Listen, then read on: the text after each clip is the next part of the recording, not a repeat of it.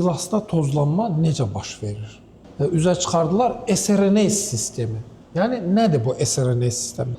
Gəlir burada yumurta hüceyrəsi var, onu mayalandırır. Bu o deməkdir ki, 50% tozlanma gedəcək. Tüyünçiliklərimizdə də belə qeyd eləyək ki, tozlanma kimi istifadə eləyirdik. Ziraət sortunda, Regina sortunda qətiyyən öz-özünü tozlama yoxdur. Heç bir sortu ana sort kimi təkcə əkmək məqsədə uyğun deyil. Bəli. Gövdənin tək olan ağacları var. Salam əleykum əziz Xaçmaz Bağçılıq üzvləri, fermerləri, hər birinizi Xaçmaz Bağçılığın ofisindən salamlayırıq. Bugün bir vacib mövzu barəsində məlumat verəcəyik sizə.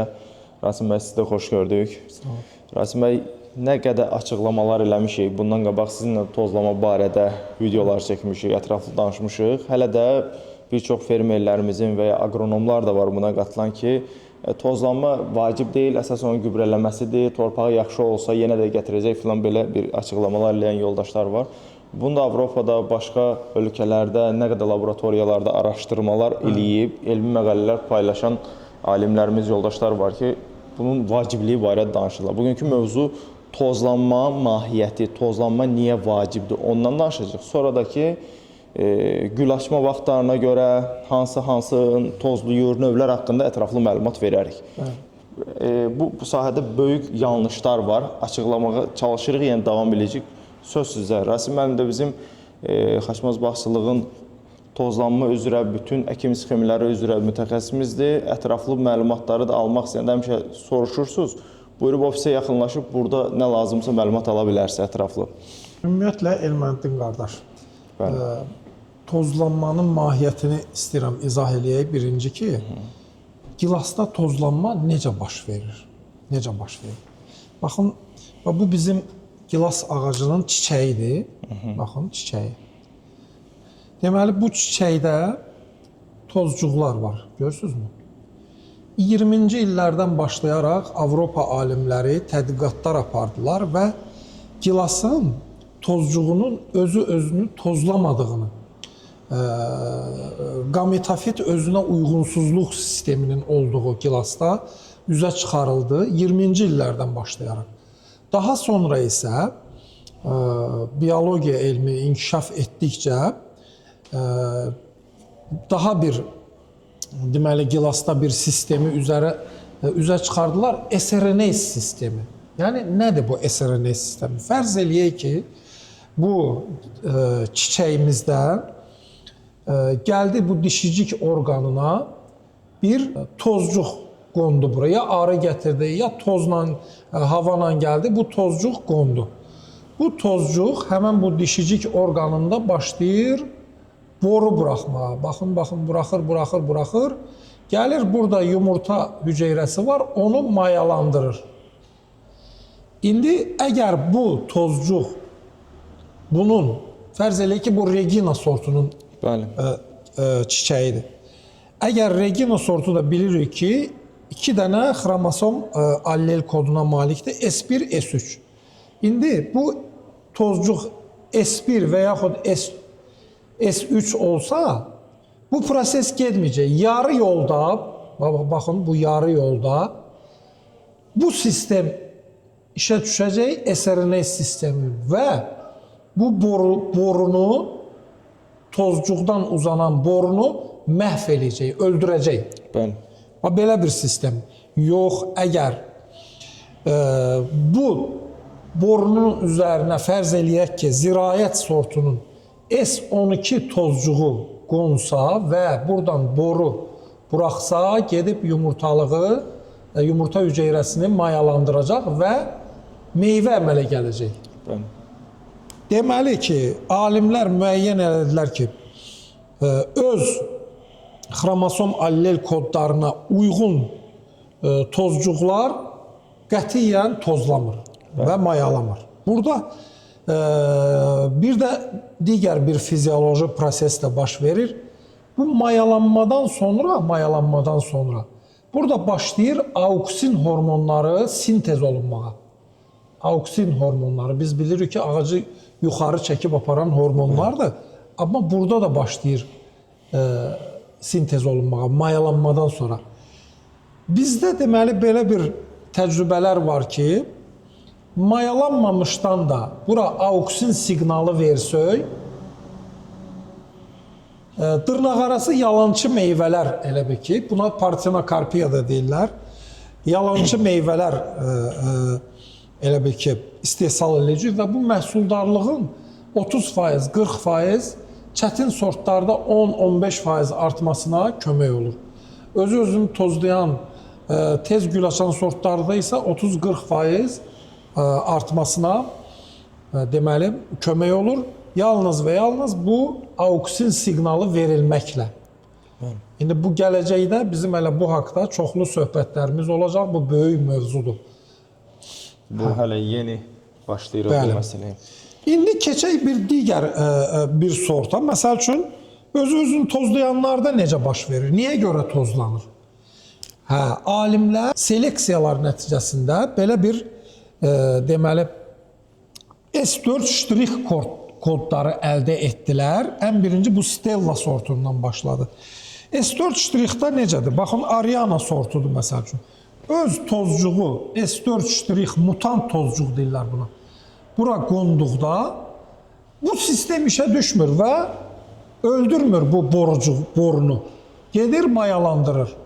Amma Ariana'nın S3 tozcuğu gəlib burada oturanda bu sistem işə düşəcək. Bəli. Mutant tozcuqda, baxın, mutant allel kodunda bu sistem SRNS sistemi, yəni öldürmə sistemi, öz tozcuğunu öldürmə sistemi işə düşmür. Bəli. Və bu da məhsuldarlığa yaxşı təsir göstərir.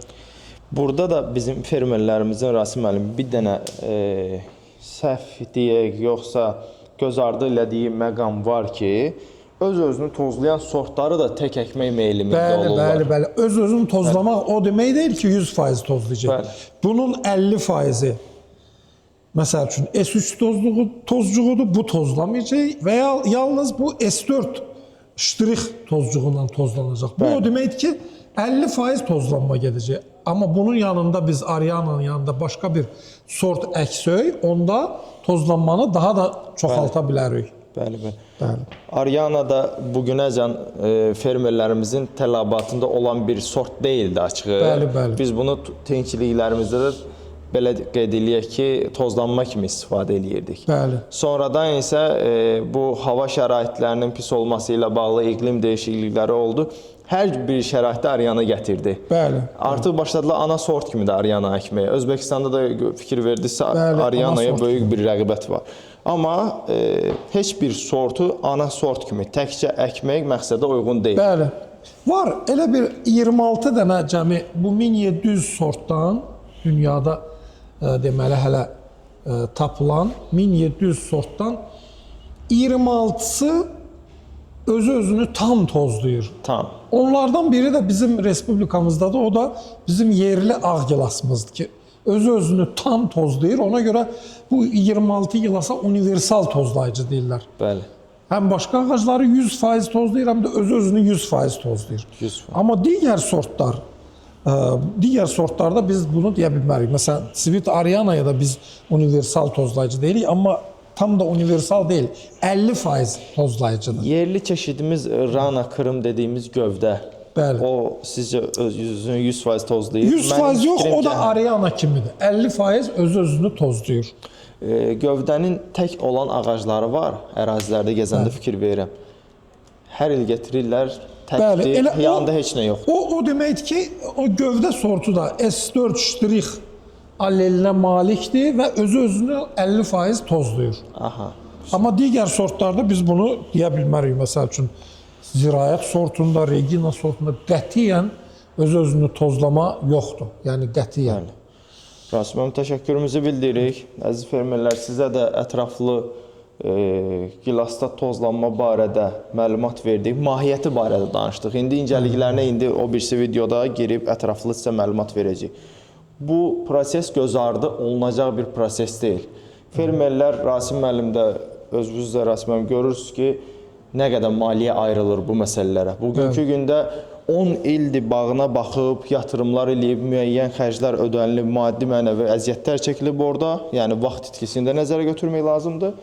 Heç bir nəticə götürməyən fermerlərimiz var. Bugünkü gündə bağlarını sökürlər. Bu şeylərə vaxtında dəqiq diqqət yetirib, məsləhətləşib, sonra əkimini eləmək lazımdır. Uğurlar olsun. Bax, necə ki, Regina və Ziraat gözəl çeşidlərdir, amma kütləvi əkildi vaxtı ilə bir sensasiya düşdü. Bir dəqiq Royal Helinin üzərinə necə gedirlərsə, bu sortdan üzərinə vaxtı ilə elə getdilər.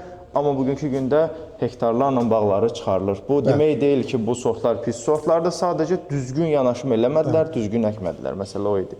Başqa qeyd edəcəyiniz məsələ var? Qeyd edəcəyim indi budur ki, ümumiyyətlə tozlanmada əslində 5 hissəyə bölünür. Erkən gül açanlar, gül açmağına görə, yenə deyirəm, bağları gül açma vaxtına görə salmaq lazımdır. Yetişmə vaxtı bizi aldada bilər. Sort haqqında məlumat bizi aldada bilər. Ay, nə gözəl sortdur, kalibri bu qədərdir. Amma onun arxasında hansı sistem dayanır, hansı tozlanma sistemi, onu öyrənmək lazımdır. Ona görə deyirəm ki, gül açma vaxtları da əslində 5 yerə bölünür.